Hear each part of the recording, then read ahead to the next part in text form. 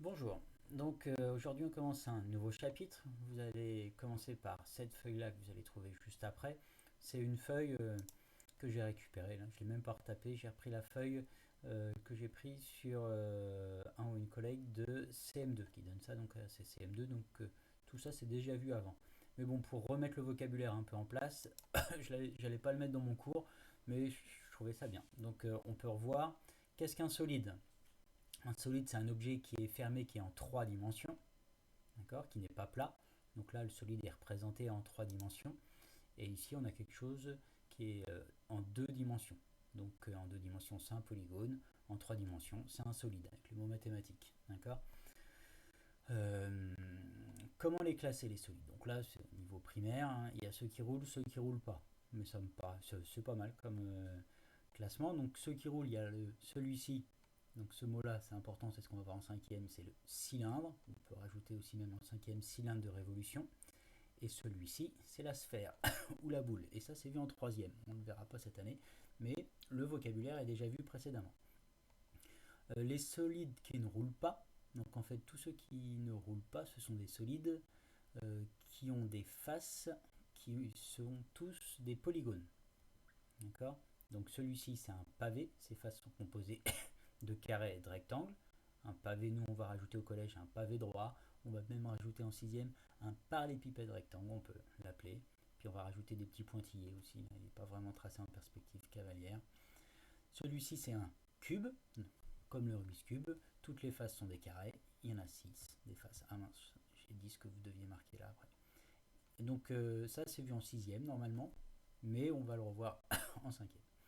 Et ça, c'est une pyramide, on voit ça en quatrième. Pyramide et cône en quatrième. Donc ça, c'est ceux qui ne roulent pas.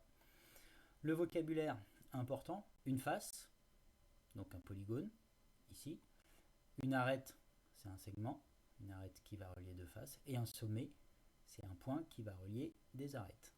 D'accord. Et donc là, le petit tableau qui va compléter, qui est bien ce que vous pouvez faire. Donc là, vous refaites simplement le tableau sur une feuille sur votre cahier d'exercice. Vous n'êtes pas obligé de tracer les solides, mais vous pouvez écrire le nom, comme ça vous la voyez. Cube, sphère, pyramide, cylindre. Et là, sommet, face, arête. Il faut simplement dire le nom. Donc dans le cube, il y a combien de sommets?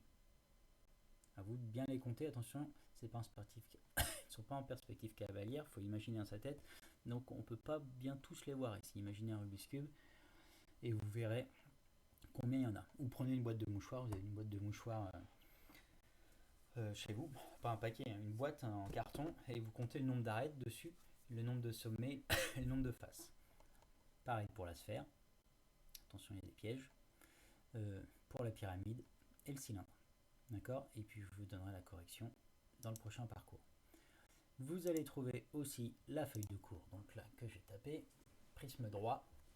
Donc on rappelle donc en chapitre en cinquième, on va voir le prisme droit et le cylindre. Donc le Quentin, c'est le prisme droit, et après le cylindre qui est ici. Et à chaque fois, on va voir le solide, le patron et le calcul du volume. Donc un prisme droit, c'est quoi? C'est un solide dont deux faces, qui sont des polygones, sont superposables et situées dans des plans parallèles. On les appelle les bases. Donc ici et ici. Ici et ici. Deux faces parallèles, c'est les deux seuls. Et on voit bien que c'est les deux mêmes polygones. Donc les deux bases, ici et ici. Les autres faces, à chaque fois, si c'est un prisme, ça doit être des rectangles. Donc les trois rectangles qui sont autour, les cinq rectangles qui sont autour. C'est les faces latérales. La longueur d'une arête latérale, ici ou ici, c'est ce qu'on appelle la hauteur. Je n'y ai pas marqué parce qu'en fait, vous allez devoir les compléter ici. Ce que je vous demande pour aujourd'hui, de faire compléter le premier tableau et celui-ci sur votre feuille. Donc vous pouvez l'imprimer ou sinon, il va falloir l'écrire.